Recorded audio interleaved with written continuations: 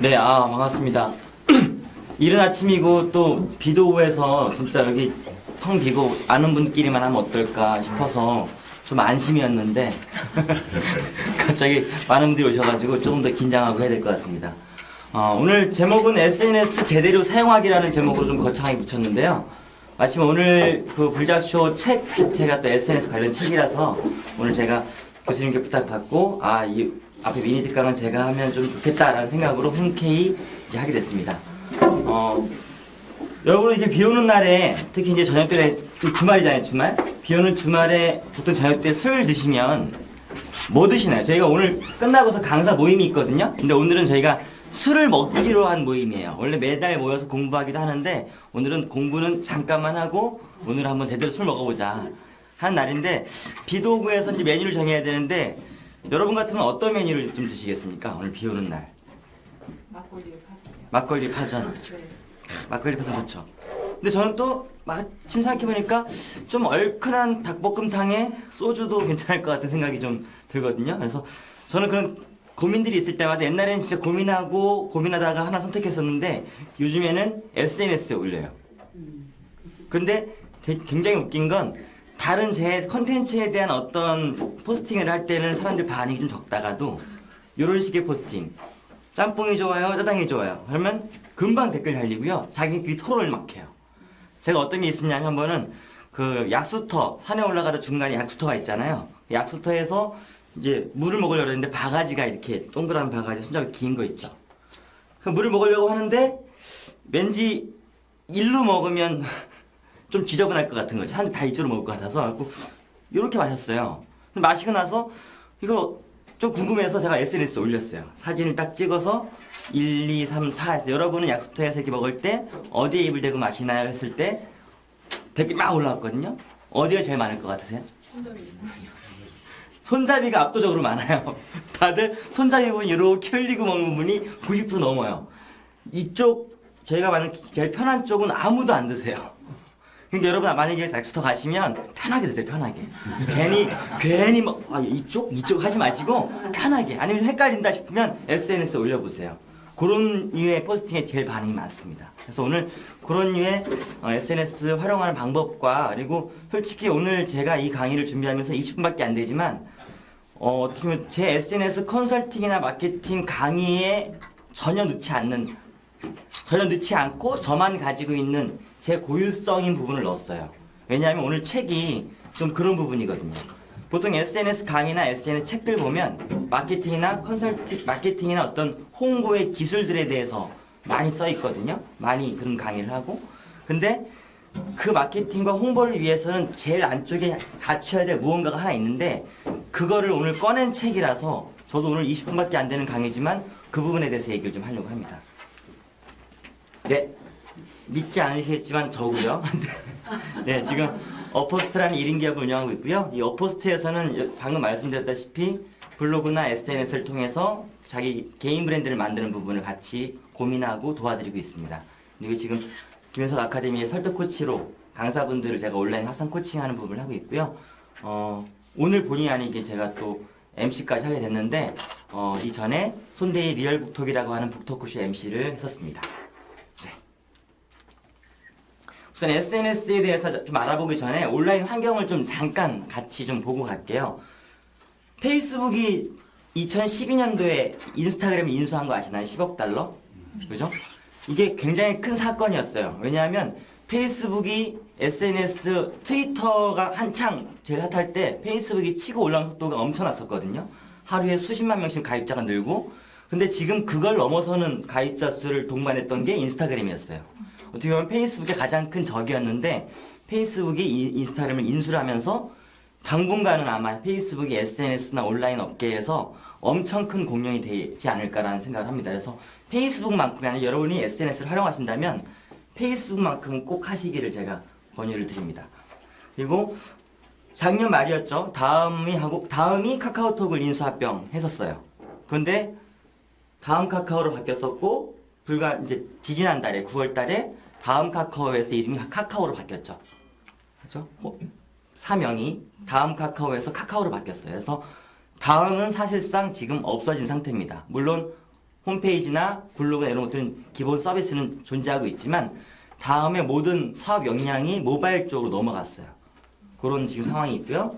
또 반대로 네이버는 지금 영원불멸의 한국에서는 최고의 웹포털 서비스 업체죠. 인터넷은 최강 업체인데 지금 네이버도 약간 보면 그 카카오 때문에 흔들리고 있어요. 카카오가 모바일을 장악하고 있으니까 네이버가 자기네 웹 쪽 장악한 것뿐만 아니라 모바일도 같이 가져가고 싶어서 모바일 쪽에 많은 사업들을 벌이고 있는데 지금 웬만한 그게 효과가 없어요 지금. 그래갖고 지금 그거를 자꾸 또 웹에다가 연결시켜서 하려고 하는데 그러다 보니까 기존의 웹 중에 가장 강했던 블로그 서비스가 요즘에 엄청 요동치고 있습니다. 만약에 여기 블로그 운영하시는 분 있으면 아시겠지만 어떤 날은 방문자가 확 왔다가 어떤 날은 방문자가 확 줄고 이게 대중이 없어요. 어떤 날 검색했을 때 내 글이 창에 떴다가 어떤 날은 저 밑에 밀려가 있고 요즘 네이버가 이 정책적인 변화가 굉장히 심한 게 카카오의 이런 변동 때문에 같이 흔들리고 있습니다. 그리고 얼마 전에 싸이월드가 미니홈피가 종료가 됐죠. 여러분들 한때 진짜 한 시대를 풍미했던 도토리 다 같이 한번 사봤잖아요, 그죠? 게시판도 꾸며보고 배경음악 깔아보고 아바타 사보고 했던 내 어떻게 보면 한때 2, 3년 정도의 최전성기 때 모든 컨텐츠가 다 모여있는 그 미니홈피가 지금은 저조차도 안 들어가고 그러다 보니까 지금 서비스가 종료가 됐어요. 그래갖고 SNS를 선택하더라도 이렇게 없어지는 SNS 선택해버리면 나중에 또 그 데이터가 또 무너지겠죠, 이렇게. 그래서 그런 것들 선택하는 것도 굉장히 중요합니다. 얼마 전에 페이스북이 싫어요라는 버튼을 만들겠다고 공표를 했습니다. 근데 정확한 공표는 싫어요 버튼을 만든다는 게 아니고 좋아요뿐만 아니라 다른 감정이나 다른 어떤 표현이 가능한 버튼을 만들겠다고 얘기했거든요. 벌써 나오고 있습니다. 이런 버튼이 나와요. 지금 우리나라에 아직 보급이 안 됐는데 뭐 앵그리 또는 이런 sad 이렇게 해갖고 이 아이콘으로 움직일 수 있는 아이콘을 만들게 나오고 있고요. 우리나라에서 지금 댓글로는 싫어요가 가능해요. 가로 열고 N 치고 가로 닫으면 이렇게 손가락이 이렇게 거꾸로 나옵니다. 근데 이런 싫어요 버튼이 생긴다고 해서 페이스북 자체가 흔들리진 않을 겁니다. 왜냐하면 SNS가 좀 오래 발달되다 보니까 이제 자정작용도 좀 있어요. 사람들이 쓸데없는 데다가 내 감정 소모하지 않고 또는 싫어요 버튼을 누름으로써 그 사람과 나의 관계가 무너지기 때문에 쉽게 누르지도 않습니다. 그런 온라인 환경이 있다는 걸 좀 간단히 말씀을 드리고 싶네요. 그래서 오늘 SNS에 대해서 이제 말씀을 드릴 건데요. SNS의 큰 기능 중에 제가 꼽아보니까 한 4가지 있는 것 같더라고요. 근데 그중 제일 많은 부분 지금 요즘에 얘기하고 있는 부분이 마케팅이에요. 시중에 가도 SNS에 대한 마케팅 책은 있지 SNS를 잘 활용하는 방법에 대한 책은 없더라고요. 근데 오늘 저희가 같이 만날 이 책은 SNS를 잘 활용하는 방법, SNS를 하면서 조심해야 될 부분 이런 것들을 언급한 책이라서 오늘 좀 의미 있을 것 같습니다. 또는 뭐 커뮤니케이션이나 네트워킹 뭐 어떤 영향력을 통해서 또 정치 같은 것도 연결되는 그런 부분을 활용 많이 하는데 오늘은 우리가 제일 좀 어떻게 보면 여기 프리랜서 많으시고 하니까 네트워킹에 대해서 제가 한 부분 말씀을 드리겠습니다. 네트워크라는 부분을 생각해보면 여러분 이거 다 해보셨죠? 솔직히 SNS는 네트워크 우리 관계 형성에 대해서 굉장히 큰 도움을 주는 것 같습니다. 그렇죠? 왜냐하면 아이러브스쿨 처음 나왔을 때 그동안 연락을 안 하고 지내고 있던 초등학교 동창들을 만나신 분들이 굉장히 많습니다. 저희 어머니도 이때 만나셨고요. 초등학교 동창들을. 이때 어머님이 동창회를 만드셨어요. 그러니까 지금 동창회가 엄청 커졌어요. 물론 그것 때문에 문제도 많죠. 네. 집에 안 들어오시고 그랬는데 아무튼 이때 어떻게 보면 이 끊겼던 관계, 소원해졌던 관계들이 다시 또 가까워지기도 했고요. 또 지금의 아프리카 TV의 전신이라 볼 수 있는 세이클럽. 세이클럽이 그때 CJ라고 했죠. 캐스트 자키라고 해서 CJ 세이클럽에서 운영하는 그 인터넷 방송을 통해서 인터넷 자키들이 유행을 했고 실제로 지금 유튜버들, 크리에이터들, 탑 크리에이터들은 거의 대부분 세이클럽 출신들이에요. 신규 크리에이터들이 많이 없습니다. 이때부터 해왔던 크리에이터들이 아프리카 TV에서 인기 끌고 있다가 지금 유튜브로 넘어오고 있거든요. 계속 이어지는 거죠. 미니홈피 앞에 말씀드린 미니홈피 그리고 심지어 애니팡조차도 저희 관계에 있어서 큰 도움을 줬습니다. 생전 연락 안 하고 지내던 어떤 친구가 아니면 학교 선생님이 갑자기 하트를 보내요.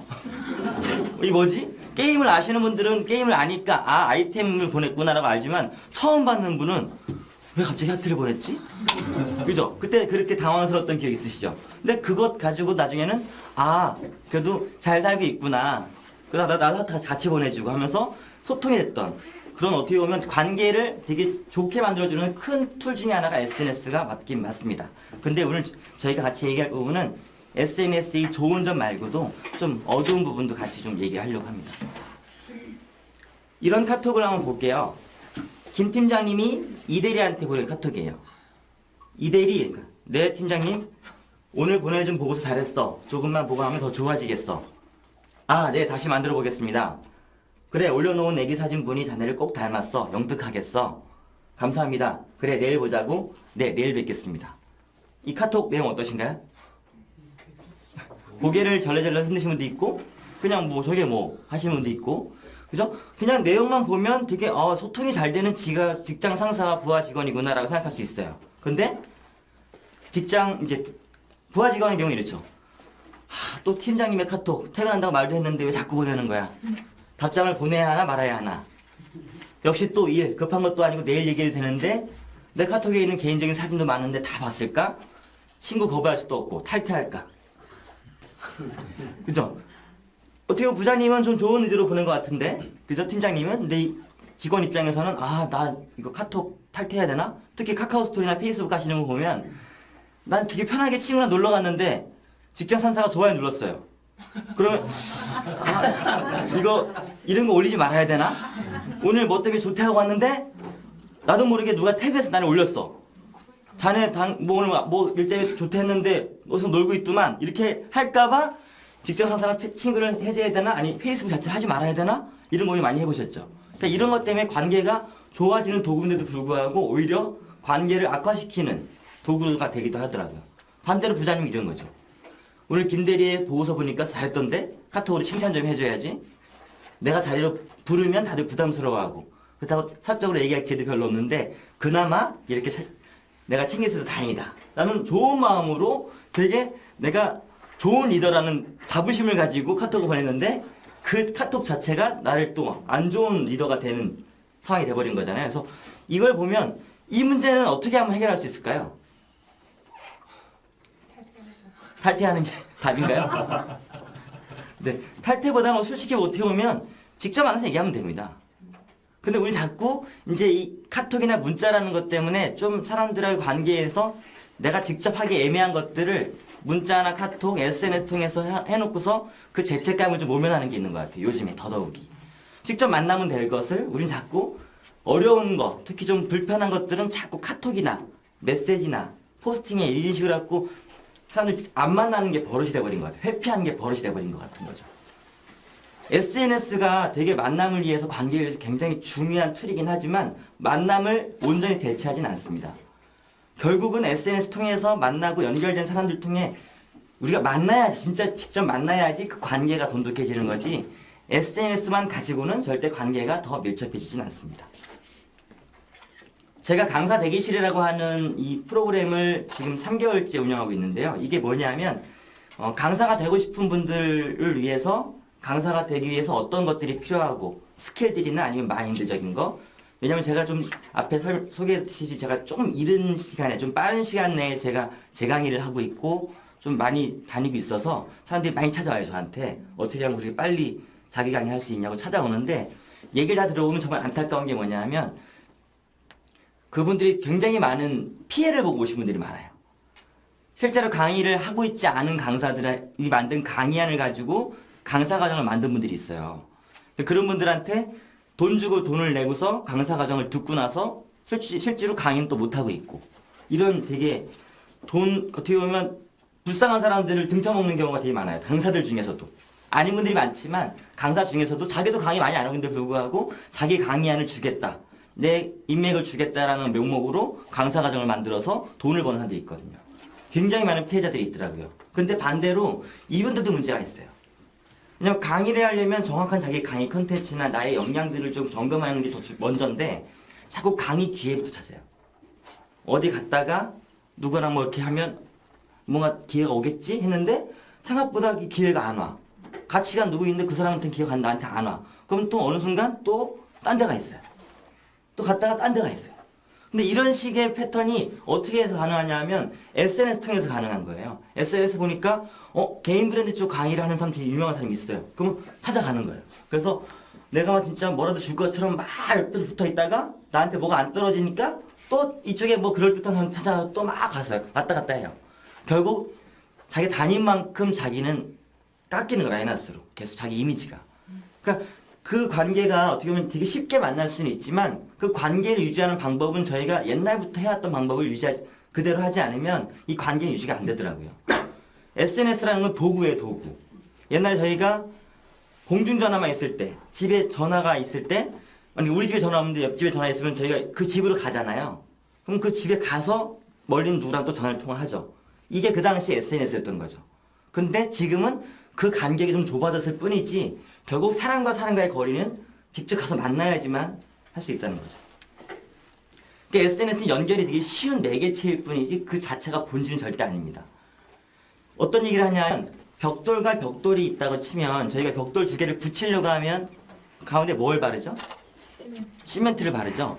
시멘트를 바르면 벽돌 두 개 딱 붙습니다. 근데 이 벽돌과 벽돌은 결코 붙어 있는 게 아닙니다.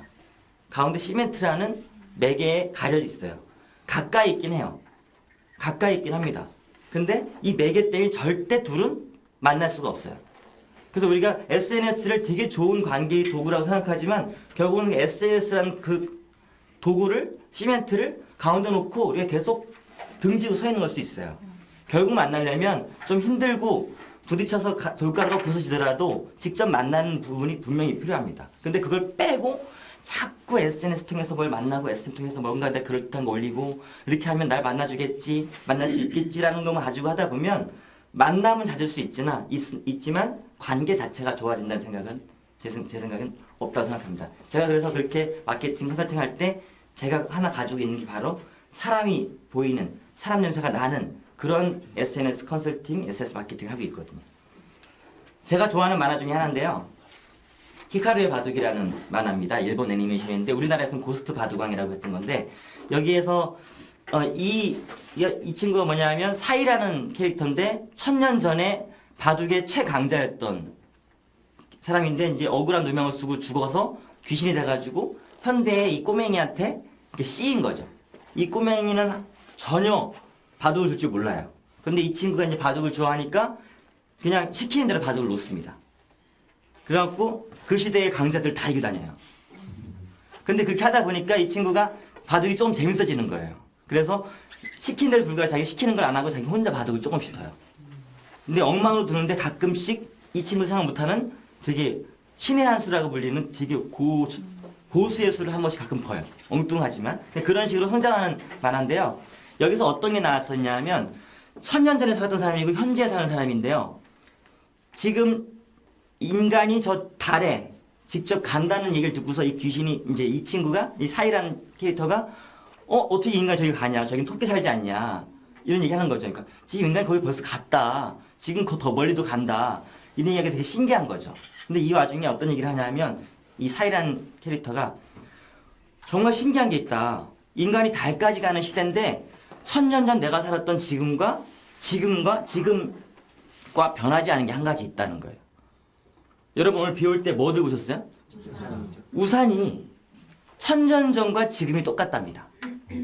재질만 바뀌었지. 보시면 이렇게 많이 변했는데 불구하고 우산은 똑같이 손잡이가 있고 살이 있고 거기에 천이나 가죽을 덧대갖고 펴서 불편하게 들고 다니죠. 그죠? 근데 이게 1000년이 지났는데 불구하고 변하지 않았다는 거죠. 온라인이 지금 굉장히 발달하고 있고 굉장히 중요하지만 되게 빨리 사회가 변하고 있죠. 근데 모두 다 이 변화는 변화에만 너무 집중하고 있어요. 그런데 그 와중에도 변하지 않은 게 분명히 있습니다. 우리가 만약에 앞으로 더 빨리 변하는 사회에는 절대 우리가 맞춰나가지 못할 거예요. 지금은 더 빠를 거니까. 그럼 우리가 뭘 집중해야 되냐? 변하지 않는 것도 있다는 거. 그걸 집중해야 되죠. 제가 찾은 하나는 바로 사람입니다. 아직도 모든 기회는 사람으로부터 오고요. 모든 일의 시작은 사람부터 시작해서 사람으로 끝납니다.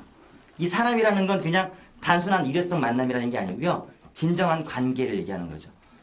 결국은 사람을 통해서 이루어지거든요. 결국은 사람을 통해 만나고 만약에 여러분들이 지금 하고 있는 부분에 뭔가 사람과의 문제가 있다 하는 부분에서 내가 진짜 이게 사람과의 문제인지 내가 말하는 이 사람과의 문제가 진짜 관계가 아닌 가짜 관계를 가지고 얘기하는 건지를 한번 돌아볼 필요가 있을 것 같습니다. 굉장히 연결이 잘 돼 있는 사회죠. 지금은 내가 누구랑 친구를 맺지 않아도 누군가 나를 알고 있습니다. 초연결 사회입니다. 여러분의 관계는 정말 안녕하십니까? 만약에 그렇지 않다면 여러분의 관계 안에 사람이 없지 않나, 사람이 있나 한번 확인해 보셨으면 좋겠습니다. 감사합니다. 네.